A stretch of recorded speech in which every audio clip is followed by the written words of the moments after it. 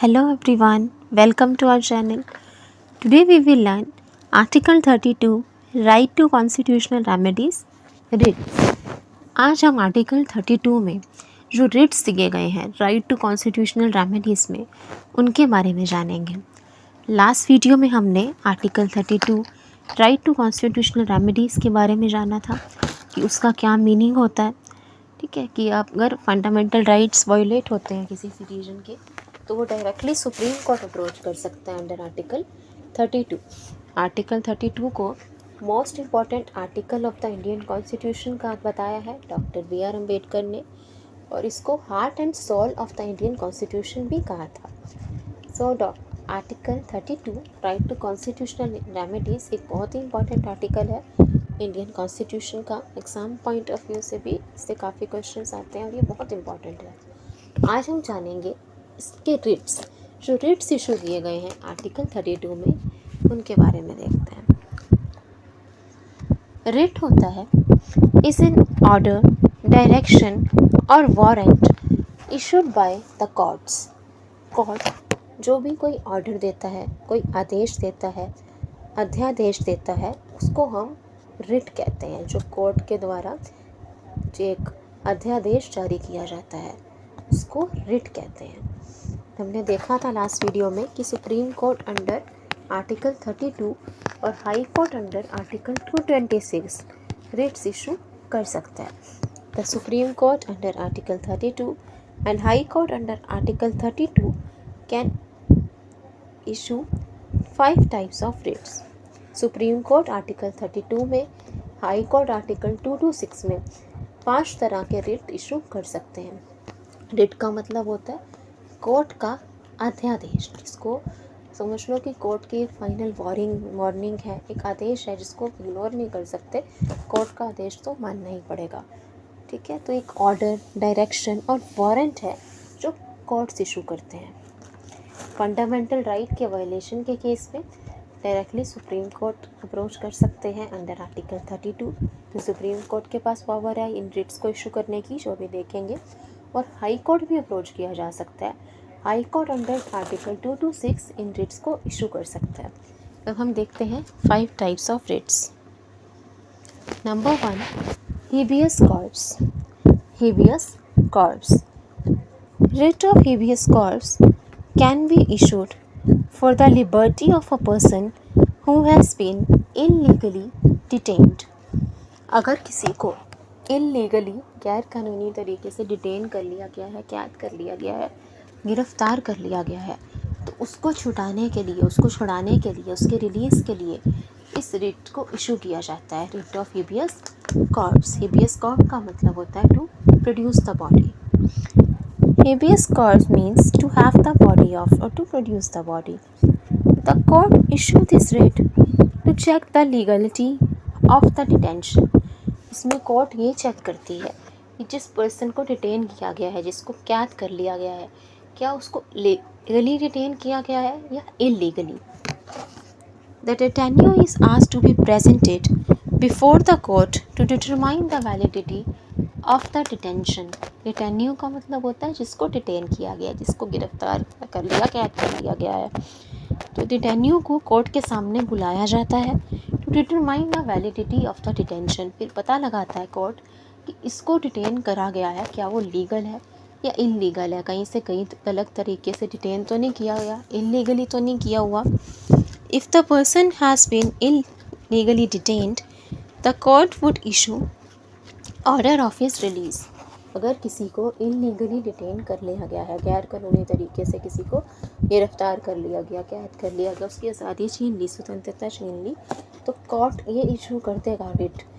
Habeas corpus के writ में court ये ऑर्डर दे देगा कि उसको रिलीज़ कर दिया जाए, उस पर्सन को छोड़ दिया जाए। So habeas corpus means to have the body of. अगर किसी को इलीगली डिटेन कर लिया गया है तो उनके इसमें हम हेबियस कॉर्पस की रिट को इशू कर सकते हैं। Habeas corpus means to have the body of. इससे legality of the detention check की जाती है कि जिस पर्सन को कैद किया गया है क्या वो लीगली डिटेन किया है या इलीगली डिटेन किया गया है उस पर्सन को। उसको कोर्ट के सामने बुलाया जाता है डिटेन्यू को, और अगर इलीगली डिटेन किया गया है तो उसके रिलीज़ का ऑर्डर कोर्ट दे देती है। ठीक है, जैसे किसी की सज़ा सुनाई गई थी कोर्ट ने 10 साल की, अब 15 साल हो गए हैं लेकिन उसको रिलीज़ नहीं किया जाता, तो अगर हेबियस कॉर्पस की इशू की जाए रिट, तो उसके अकॉर्डिंग कोर्ट उस पर्सन को बुलाएगा कोर्ट में, डिटेन्यू को, और अगर उनको लगता है कि इसे इलीगली डिटेन किया गया है तो उस पर्सन को कोर्ट रिलीज़ कर देगा। ठीक है, तो legality of the detention check करने के लिए हेबियस कॉर्पस की रिट इशू की जाती है। Habeas corpus can be issued both against public authorities and private individuals. Habeas corpus की rate public authorities, government authorities और प्राइवेट इंडिविजुअल्स दोनों के खिलाफ इशू की जा सकती है। प्राइवेट इंडिविजुअल्स मतलब अगर आपको कोई कैद कर लेता है अपनी जगह पे, कि किडनैप कर लेता है, तो उसके लिए भी हेबियस कॉर्पस की रेट इशू की जा सकती है। सेकंड देखते हैं मैंडामास। अभी हमने देखा हेबियस कॉर्पस की रेट, अब देखते हैं mandamus. Mandamus means we command. इसका मतलब होता है it is a command issued by the court asking the public official to perform his duty which he has failed to perform.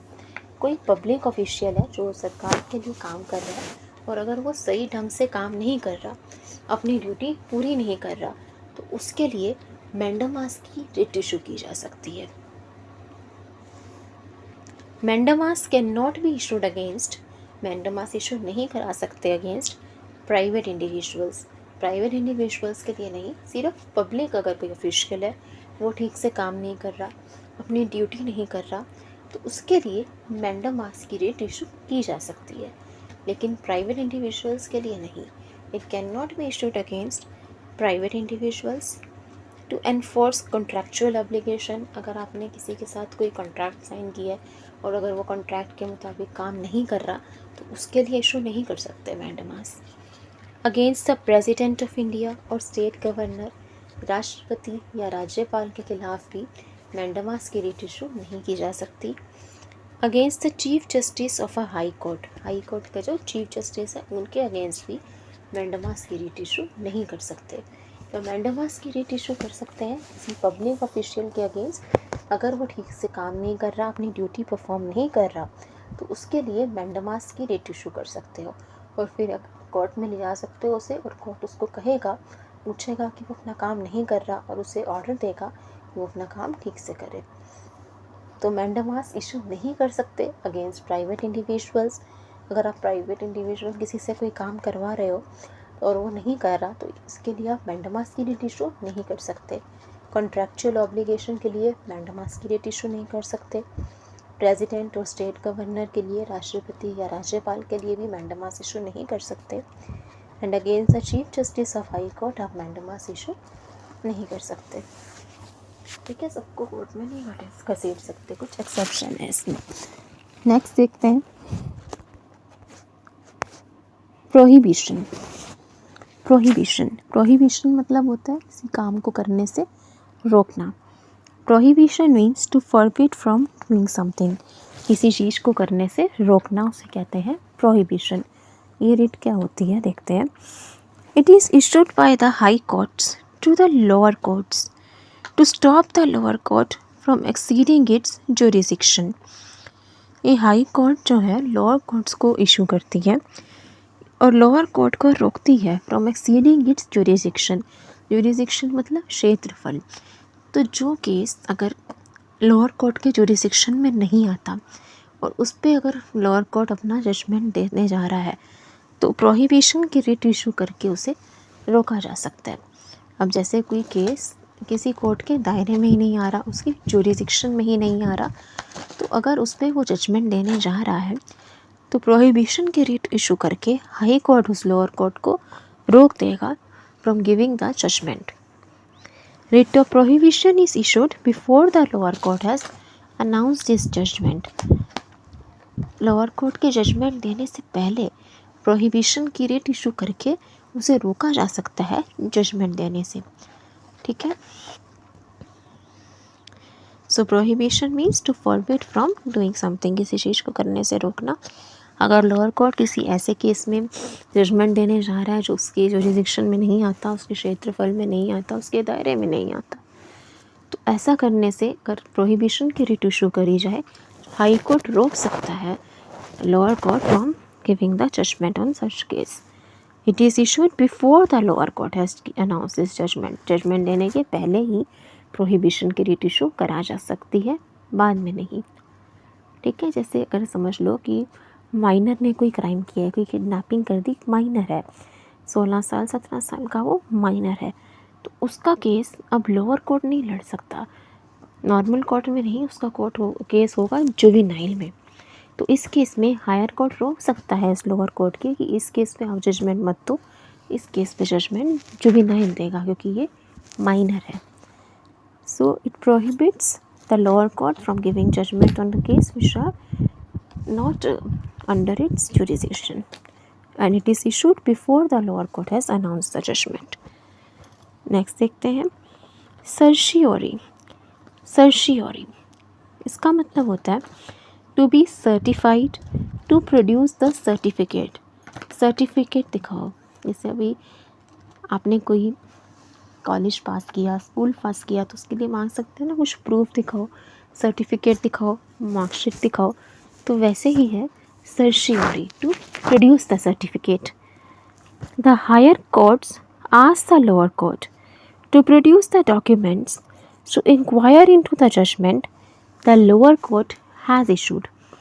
अब लोअर कोर्ट ने कोई जजमेंट दे दी है तो हायर कोर्ट उससे डॉक्यूमेंट मांग सकती है, सर्टिफिकेट मांग सकती है, और वो ये देखेगी कि उसने किस बेसिस पे लोअर कोर्ट ने जजमेंट दी। उन डॉक्यूमेंट्स को चेक करके देखेंगे कि उन्होंने जो जजमेंट दी है वो सही है या नहीं, किस बेसिस पे दी हुई है, तो इसके लिए डॉक्यूमेंट्स मांगे जा सकते हैं। If the higher court finds out that the judgment given by the lower court is illegal, the higher court can squash the judgment of the lower court।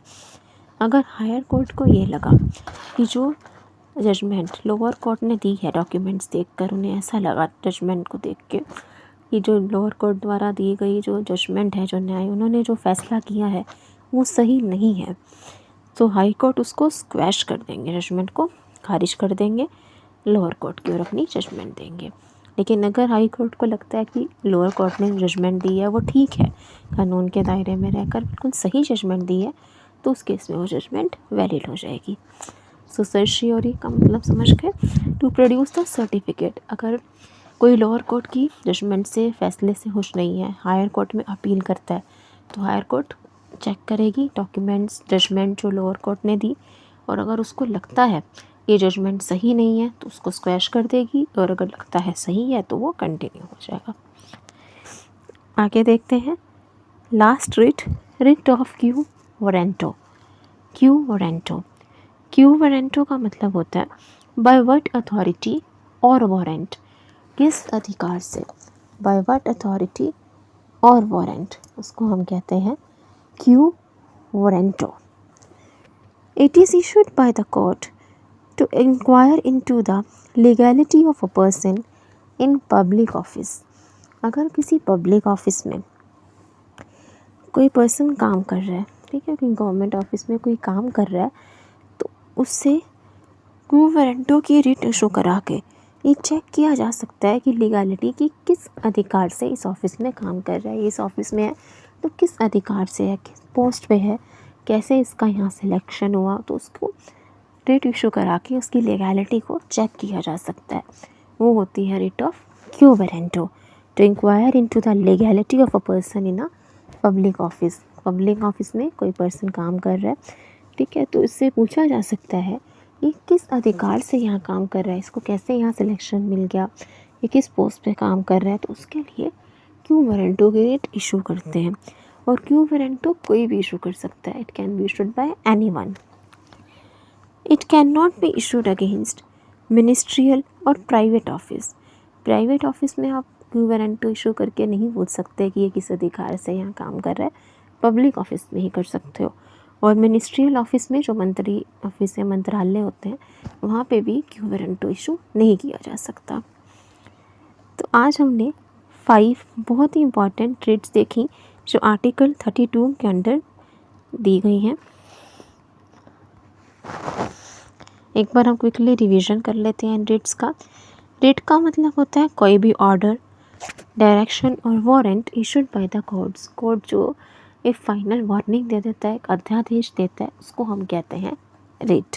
Article 32 के अंडर सुप्रीम कोर्ट और article 226 के under high court 5 तरह के order दे सकते हैं, 5 तरह के अध्यादेश जारी कर सकते हैं, 5 टाइप्स ऑफ रिट इशू कर सकते हैं।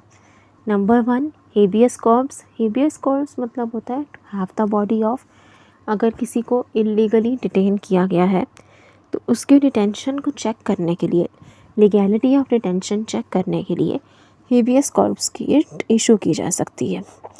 तो इसमें कोर्ट उस पर्सन को, डिटेन्यू को अपने सामने बुलाएगा और चेक करेगा क्या इसे लीगली डिटेन किया गया है या इलीगली डिटेन किया गया है। अगर इलीगली डिटेन किया है तो कोर्ट ऑर्डर देगा कि इसको छोड़ दिया जाए, इसको रिलीज़ कर दे। जैसे किसी की सज़ा की अवधि समाप्त हो चुकी है, मैंने आपको बताया, जैसे 15 साल की किसी को सज़ा हुई थी, उसे ऑलरेडी 20 साल हो गए हैं कारावास में, प्रिजन में, तो अब उसको उससे ज़्यादा रखना तो इलीगली डिटेन करना हुआ। तो कोर्ट जो है उस पर्सन के रिलीज़ का ऑर्डर दे देगा। ये हो गई हेबियस कॉर्प्स। नेक्स्ट किया हमने हेबियस कॉर्प्स को हम पब्लिक अथॉरिटीज़ और प्राइवेट इंडिविजुअल्स दोनों के अगेंस्ट इशू कर सकते हैं। प्राइवेट इंडिविजुअल भी आपको कोई कैद नहीं कर सकता, उसके लिए भी हेबियस कॉर्प्स की रिट इशू की जा सकती है। मैंडामास। मैंडामास का मतलब होता है बी कमांड। अगर कोई पब्लिक ऑफिशियल अपनी ड्यूटी परफॉर्म नहीं कर रहा, ठीक से काम नहीं कर रहा, तो उसके अगेंस्ट मैंडामास की रिट इशू की जा सकती है और कोर्ट उसे ऑर्डर देगा कि वो अपना काम ठीक से करे। मैंडामास इशू नहीं कर सकते अगेंस्ट प्राइवेट इंडिविजुअल्स। आप प्राइवेट किसी से अपना काम करवा रहे हो और अगर ठीक से वो काम नहीं कर रहा तो उसको आप मैंडामास की रिट इशू नहीं कर सकते। Against to enforce contractual obligation, कोई अगर कॉन्ट्रैक्ट के अकॉर्डिंग काम नहीं कर रहा उसके लिए भी मैंडामास इशू नहीं कर सकते। अगेंस्ट प्रेसिडेंट और स्टेट गवर्नर, राष्ट्रपति या राज्यपाल के खिलाफ भी मैंडामास इशू नहीं कर सकते।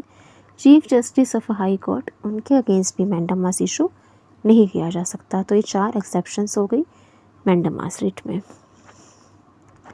प्रोहिबिशन का मतलब होता है to forbid from doing something, किसी चीज़ को करने से रोकना। अगर हायर लोअर कोर्ट किसी ऐसे केस में जजमेंट दे रहा है, देने वाला है जो उसकी जुरिडिक्शन में नहीं है, उसके क्षेत्रफल में नहीं है, तो हायर कोर्ट उसको रोक सकता है टू परस्यू हिज जजमेंट। ठीक है, ये जजमेंट देने से पहले इशू किया जाता है रिट ऑफ प्रोहिबिशन। सर्शियोरी जजमेंट देने के बाद इशू किया जाता है, ये दोनों में फ़र्क है। Prohibition, writ of prohibition is issued before the judgment has been announced and writ of certiorari is issued after the judgment has been announced. Certiorari मतलब to produce the certificate to be certified. इसमें अगर lower court कोई judgment दे चुका है तो higher court उससे documents मांगेगा, सर्टिफिकेट मांगेगा और देखेगा कि उसने जो जजमेंट दी है वो सही है या नहीं। अगर हायर कोर्ट को लोअर कोर्ट की जजमेंट सही नहीं लगती तो उसको स्क्वैश कर देगा, ठीक है, खारिज कर देगा और अपनी नई जजमेंट देगा। Quo warranto. क्यू वारंटो का मतलब होता है व्हाट इज़ योर अथॉरिटी, किस अधिकार से, किस हक से ये इशू किया जा सकता है अगेंस्ट पब्लिक ऑफिशियल के। अगर पब्लिक ऑफिस में कोई काम कर रहा है तो उस पर उसकी लीगैलिटी को चेक करने के लिए कि किस अधिकार से ये इस ऑफिस में है, इसका सिलेक्शन कैसे हुआ, ये सब को जानने के लिए writ of quo warranto issue किया जा सकता है। And it can be issued by anyone. Writ of quo warranto कोई भी इशू कर सकता है। It can not be issued against ministerial और प्राइवेट ऑफिस। मिनिस्ट्रियल जो मंत्रालय में लोग काम कर रहे हैं या प्राइवेट ऑफिस है जो निजी दफ्तर है, उनके लिए क्यू वारंटो इशू नहीं कर सकते। सिर्फ पब्लिक ऑफिस में अगर कोई काम कर रहा है और उसकी लीगैलिटी आपको चेक करनी है तो उसके लिए ही क्यू वारंटो की रिट इशू की जा सकती है। तो 5 टाइप्स ऑफ रिट है, habeas corpus, mandamus, prohibition, certiorari and quo warranto. सारी ही रिट्स बहुत इंपॉर्टेंट है। I hope you like it, understood. Thank you. Thanks for watching. See you soon. Please like, share, and subscribe. Thank you, everyone.